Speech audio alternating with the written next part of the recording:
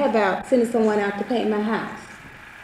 One man came out, he slapped paint on half of the bathroom. Then he went back to the office. But it's painted. I have a hole in my bathroom floor. If my child fall and get hurt, Mr. Spain doesn't want a suit on his hands. I'm quite sure of that. What is the housing authority going to do about it? Nothing. We all have these problems. We're not the only, he's not the only one, and that lady there's not the only one. But we make our complaints and nothing's done about it. You say you're telling Mr. Parker, but I think your job is to see that Mr. Parker get these things done, not just sit up in the office and take the rent.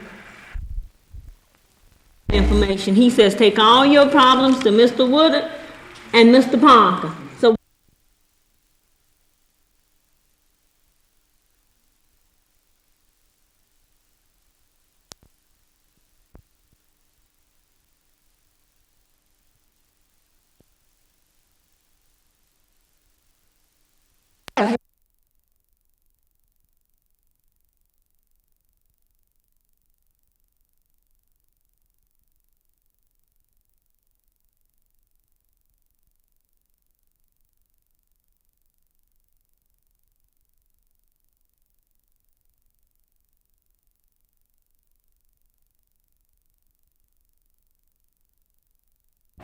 The state auditor also told me that he has insisted that the books and accounts of the retirement fund be brought up to date so that his office could complete the audit. One cannot help but wonder why the present treasurer has allowed a trust fund of $500 million to be behind over 2 years in auditing. I also learned that when an individual member of the retirement system asks about his account, he is able to secure the status of his account only through 2 years ago. The retirement system advises the individual that his account has been posted only through December the 31st, 1965, and that he himself must complete his account for the remaining period to date from his check stubs. It is difficult to understand why the chairman of the Teachers and State Employees Retirement System, who is the present state treasurer, would permit such a condition to exist. The present state treasurer must be aware of these conditions since they have existed for many years. In his capacity as state treasurer and chairman of the Teachers and State Employees Retirement System, he has the power and authority to correct these conditions or recommend methods by which they can be corrected. I ask him, and the members of the retirement program should ask him, why he has permitted these conditions to exist.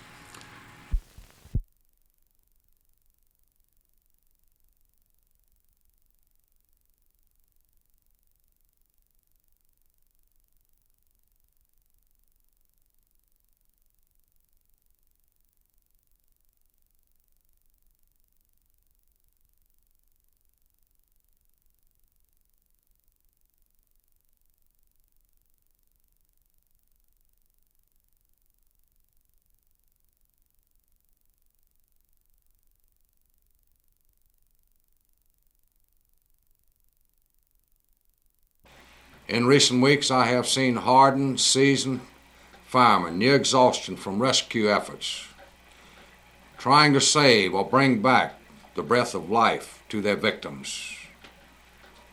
As a medical examiner would pronounce some of them dead, firemen would walk away into the night with tears streaming down their face. Firemen are only human. The worst part, these firemen knew that his death could be avoided by just a little bit of caution.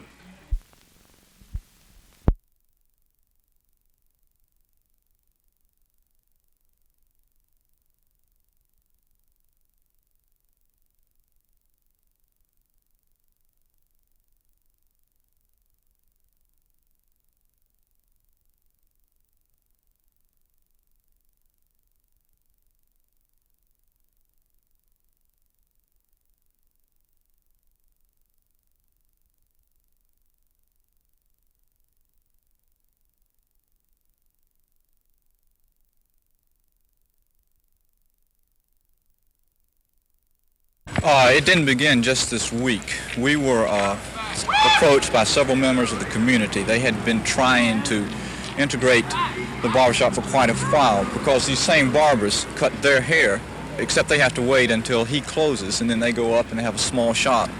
And particularly some of the mothers were complaining because their children were having to stay out rather late. I think one of them said her grandchildren were out 12 o'clock one night. Getting a haircut, you mean? Getting a haircut, yes. How long do you plan to continue the picketing? We plan to continue it until he announces a change in policy. Does it worry you that you might drive him out of business? Yes, it does. It really does. I mean, we're not trying to attack him personally, and we're hoping that we can get some financial aid from the students to maybe even compensate for some of this. Why do you refuse to serve Negroes in your shop? Because of the community. This is not one of the customary things that is done, and no other shop in North Carolina does. I don't know why they would want to single me out here for such an experiment as this. Nobody offered to say that they would pay me if I lost as a result of this experiment. They want to make the experiment at my expense, you know. These people who have such high-minded ideals.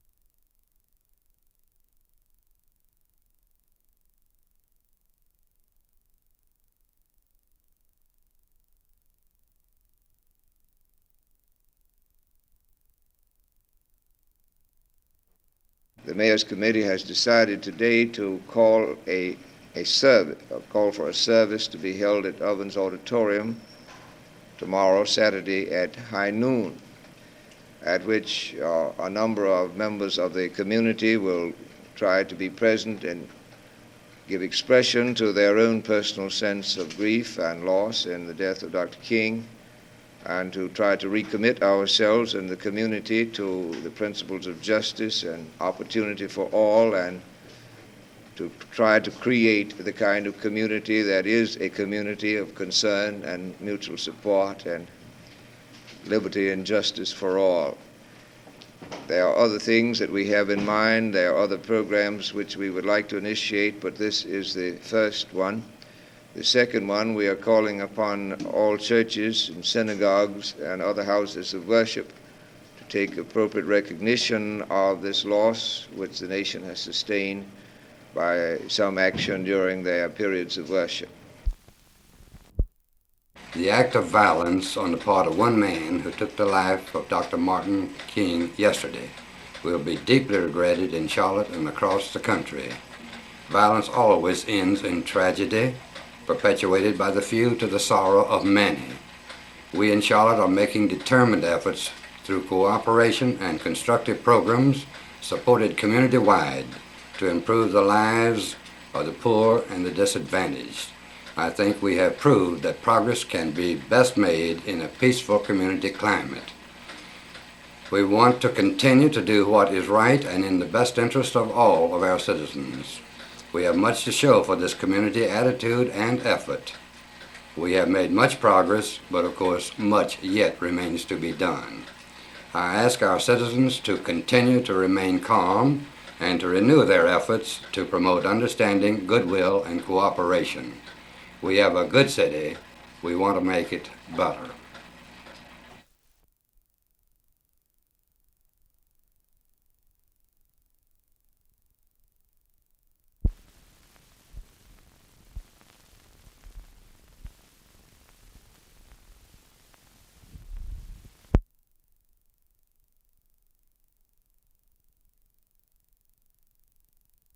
It certainly does not. There are many levels of sanctions. Leaving the classroom in the state of North Carolina is illegal, and certainly sanctions does not imply this. What else could it mean? Well, there are many levels of sanctions. You can have a sanctions alert when you merely notify the public that conditions in your schools are not as they should be. You could censure particular individuals and tell them what they must do in order to make the school system what you would want it to be. When would sanctions ever be applied? Sanctions would be used after the local teachers' organizations had made every effort to resolve their conflicts. This is as only a last resort. Can each local unit just decide on its own when it's going to apply sanctions and how severe the sanctions would be? Well, we hope that each local unit, as has been adopted in our working paper on sanctions, they would be required to let the state association know their intentions. They would be required to take a vote of their membership to be sure it was not just a small minority of their members who wanted this type of action. But after they had done these things, the local unit could decide what action they would take. The history of the past shows that every time that they've had a civil rights bill since I've been in the Senate, except once, they've had some atrocious act of this kind, which has aroused emotion to such an extent among the congressmen and senators that they have passed civil rights bill. The only time we didn't have an atrocious act like this, we were able to beat the civil rights bill.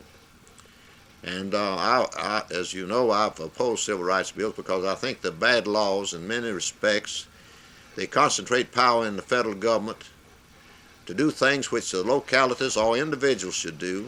They rob all Americans of precious rights as important as those they attempt to bestow upon one group of Americans.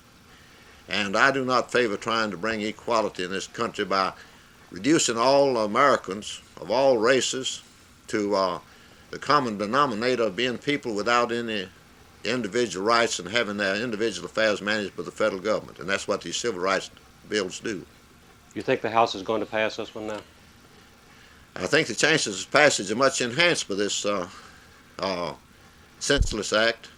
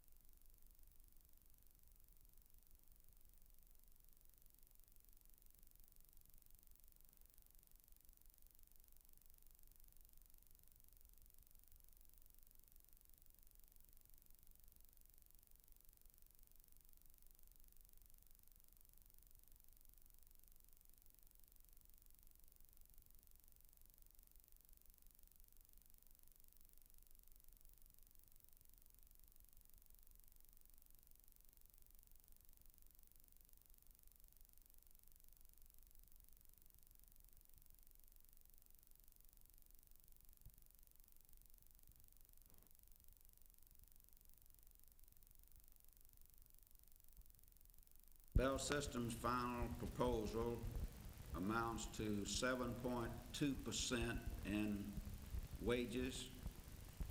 We are seeking a substantial wage increase. 7.2% is not substantial, and unless the Bell System adjusts their final proposal, there will definitely be a strike on April the 12th.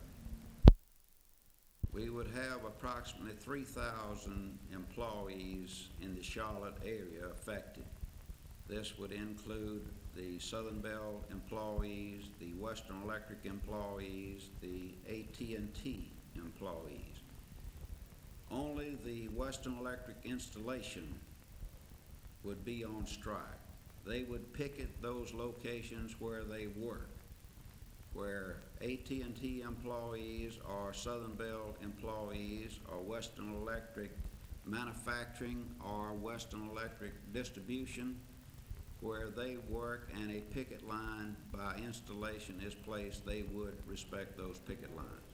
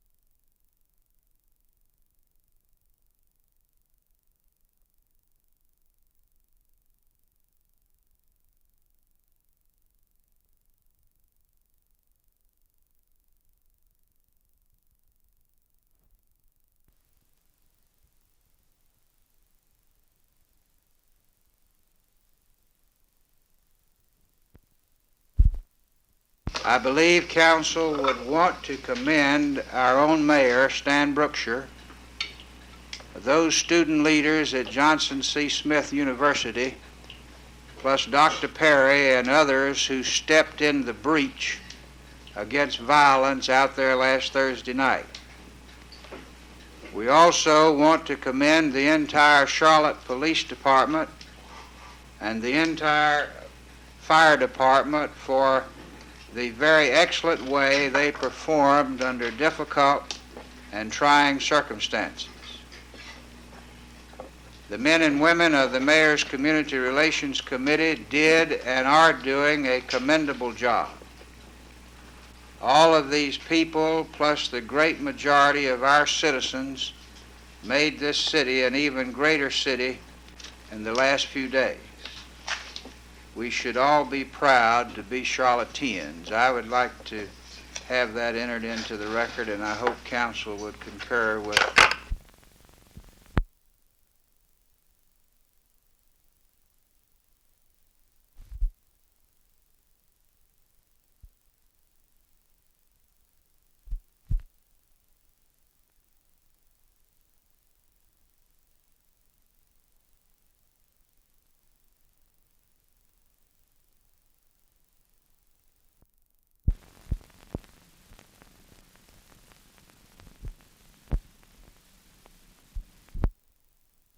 Of our total population, over 100,000 would be in the age group of the sub-teen and teen culture. These people, these youngsters, have no direct coordinating influence in the governmental community, in the business community, in the recreational, educational, and cultural community.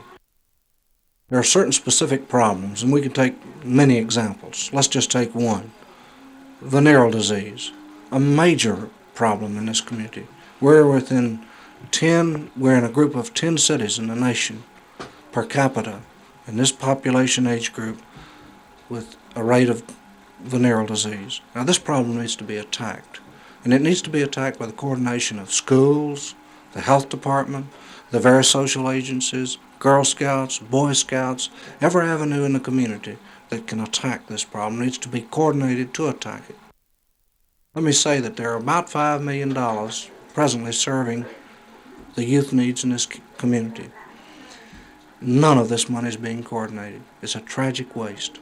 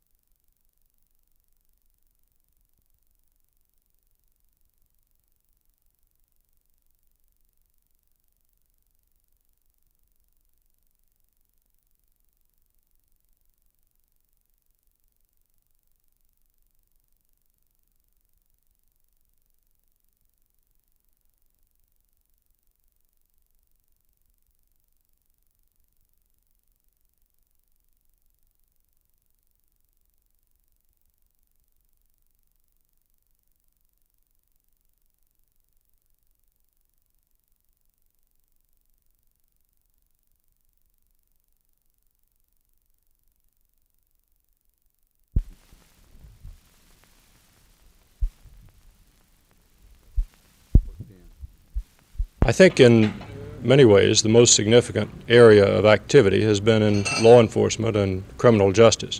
This is where we got our start nearly 40 years ago, and this is still one of the major fields of activity that we carry on.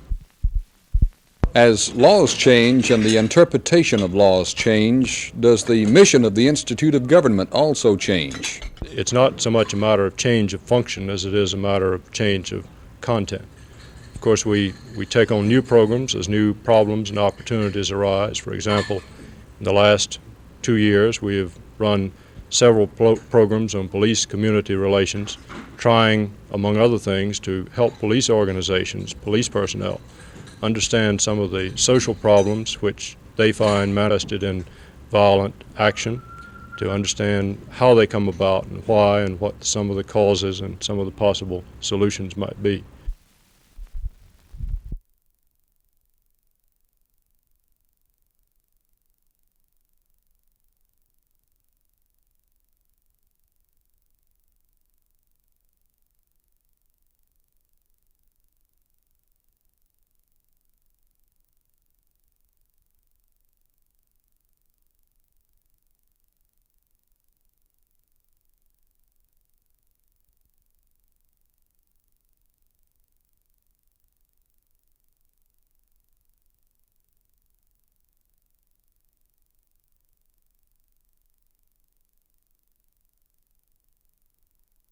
Since the establishment of a curfew ordinance by Mayor Brookshire last Sunday, Charlotteans have responded in a most commendable manner.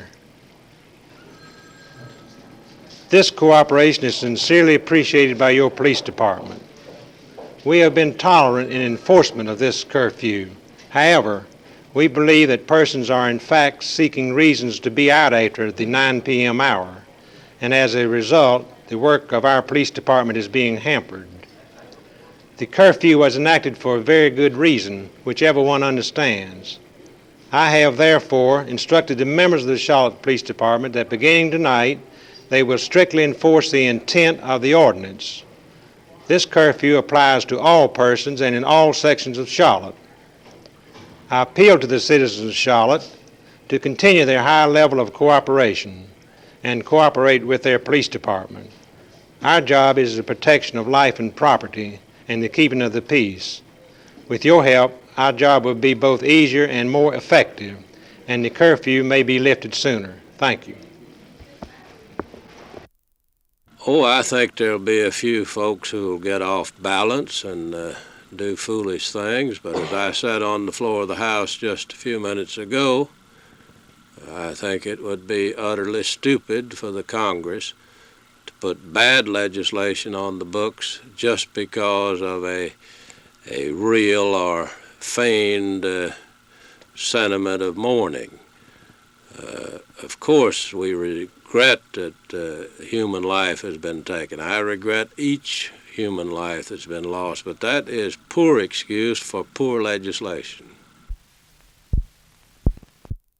We're asking every business, commerce, or industry to employ one teen for every 25 employees, and for those who have less than 25 employees to make room in their establishment for at least one teen. How do the teens go about getting involved in this program? Well, the teens through the youth council, back to the student council, are involved through, number one, we have tried to educate with the basic premise that we're interested in giving service to employers and to the community. Two, that we're interested in altering attitudes of responsiveness of the youngsters to their employee in terms of giving of themselves in a responsible, committed way. Let me cite an example. The experience we get when we go to the business community is, yes, I'd love to hire them, but come 4th of July, many of them want to take off a couple weeks.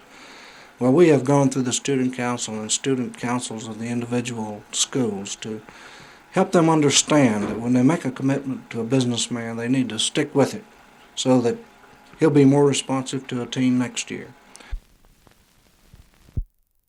Well, this is not for the Congress. This is for the courts to punish the criminals.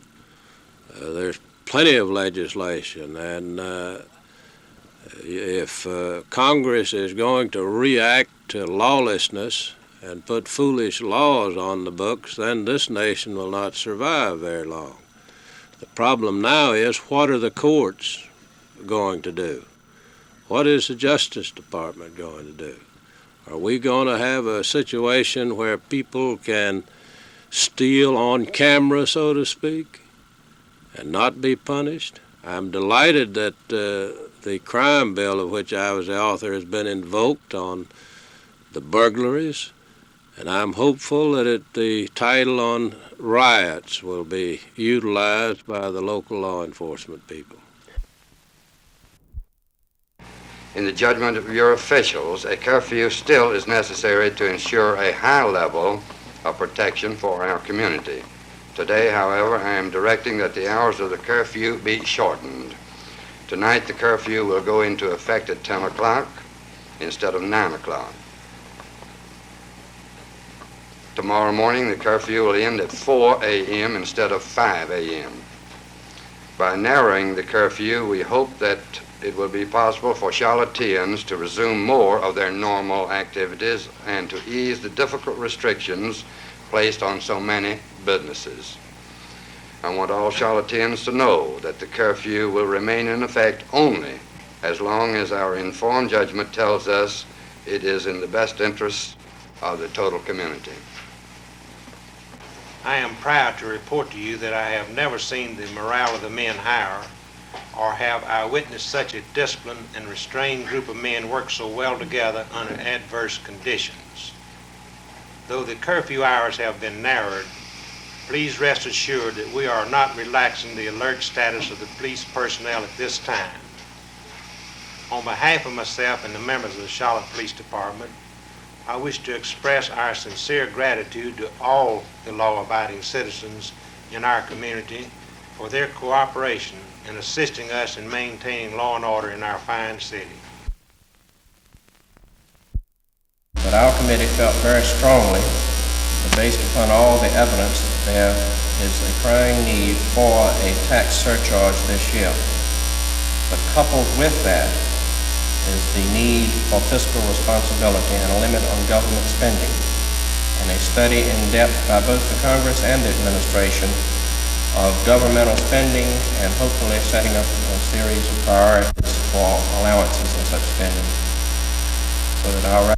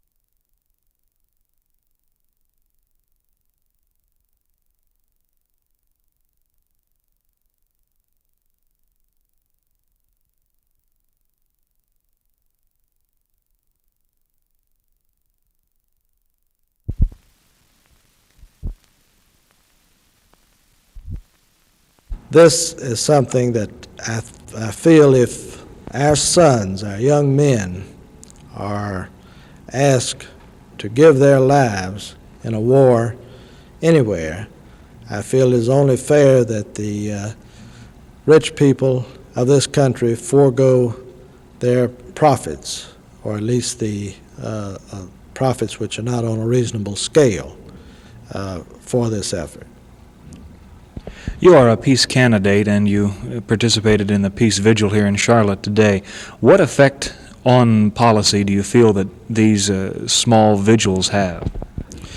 Well, I think they keep the people thinking about it. I think they remind the people that we are in a war, and the general population wonders if these people are dedicated enough to come out and stand silent vigil opposing this war, what is the reason we're in this war? They must have a reason for doing this. Do we have any reason for fighting the war? Is there any moral justification for the war we are involved in?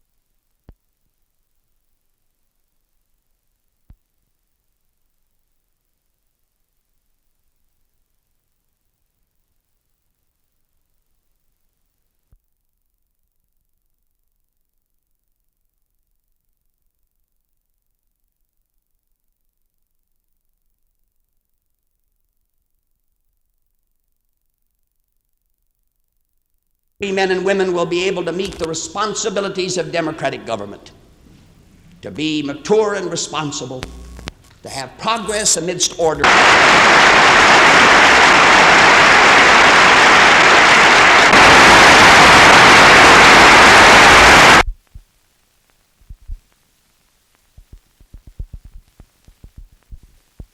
I here formally accept before this distinguished company of scholars the presidency of the university.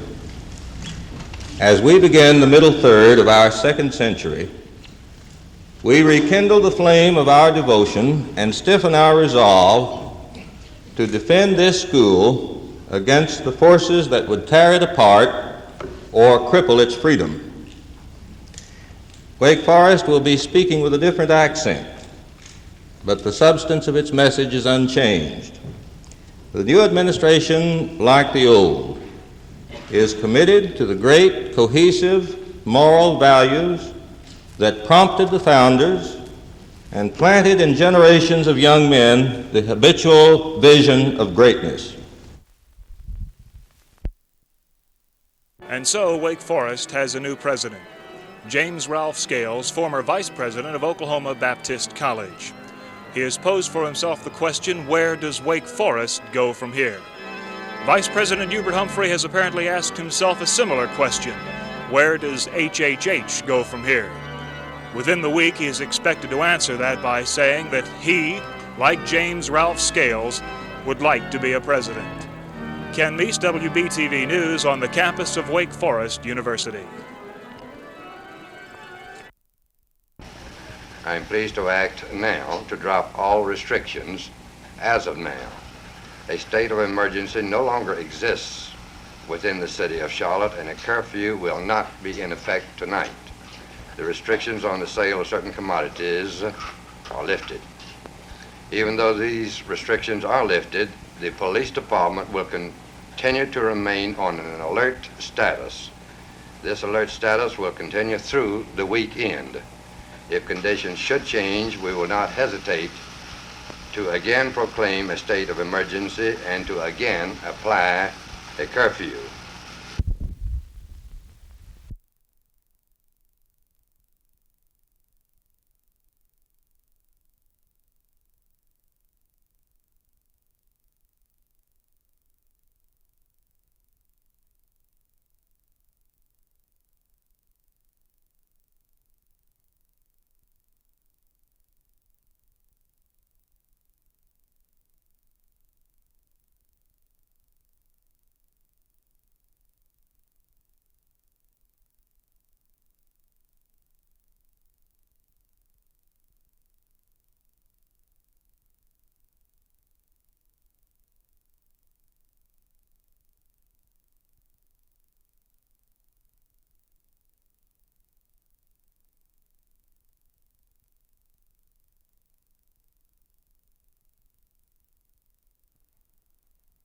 Steps have been initiated to impose a curfew throughout the city of Charlotte from 9 o'clock tonight until 5 a.m. tomorrow, and continuing on this same nightly schedule until terminated. This curfew is being established as a precautionary measure to protect the lives and the property of Charlotte citizens. We will not surrender our city to irresponsible citizens bent on disturbing the peace and the destruction of property. The trouble we have had in Charlotte in the past few days has been caused by less than 1% of our citizens, and this action is being taken on behalf of all law-abiding citizens who want law and order maintained. Fortunately, no lives have been lost here and property damage has been slight. But what has occurred is without justification. I call on all the good citizens of Charlotte to help maintain law and order throughout the city and to help promote a peaceful community climate in which further human and material progress can be made. The events of the past few days show that the Charlotte Police Department is well trained, well equipped, and well disciplined. All residents of Charlotte can be assured that the department has acted with good judgment, restraint, and in a most professional manner. All members of the Charlotte Police Department deserve commendation and the full support of all Charlotte citizens.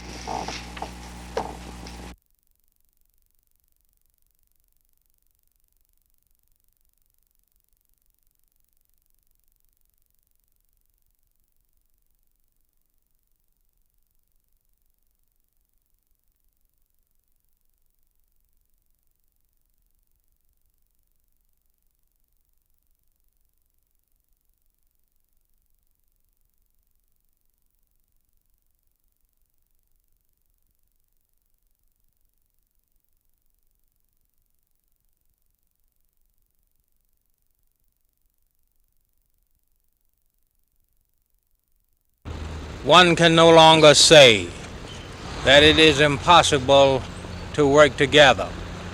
For this gathering this morning here on the steps of the courthouse prove that it can be done if there is a willingness that it be done. It seems to me that Martin Luther King Jr., in his life and in his words, gave expression to the teachings of Jesus better than any other man in our generation. He, being dead, yet liveth, silent, yet speaks more eloquently. God help us to find another.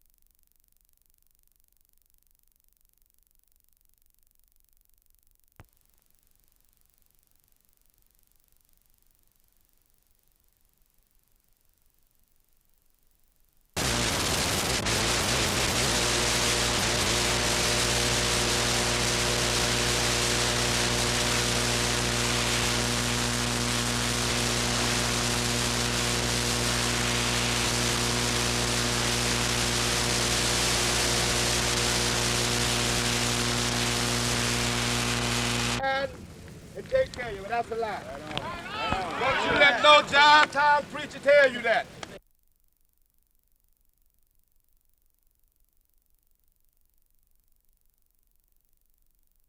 found the atmosphere very warm today, and he offered the glimmer of hope for the future.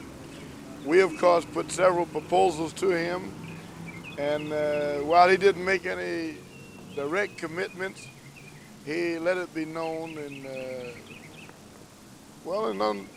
no direct fashion, but in uncertain terms, that he was going to do something about our problems in the very near future. We're going forth from here this evening with a new ray of hope, believing that North Carolina is going to be a better place for all people to live, black and white, rich and poor. We'd like to emphasize to you that we did not come here today merely for the black people. We came here for people. We're interested in the dignity of man and in humanity.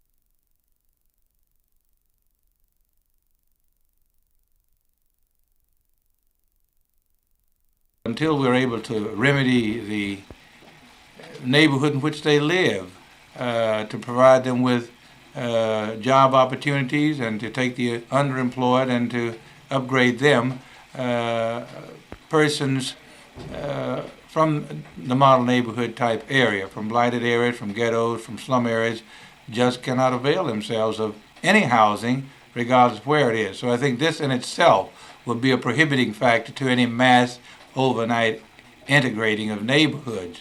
I think where you have more affluent people, middle-class whites, middle-class Negroes, that perhaps the legislation will begin, if there is adequate enforcement powers in the legislation, to allow for this kind of a desirable mix of neighborhoods. But I think that where there are people of similar backgrounds, similar professional level, professional income, that there will be less problems than might be anticipated by those few persons who are disturbed as a result of the legislative intent.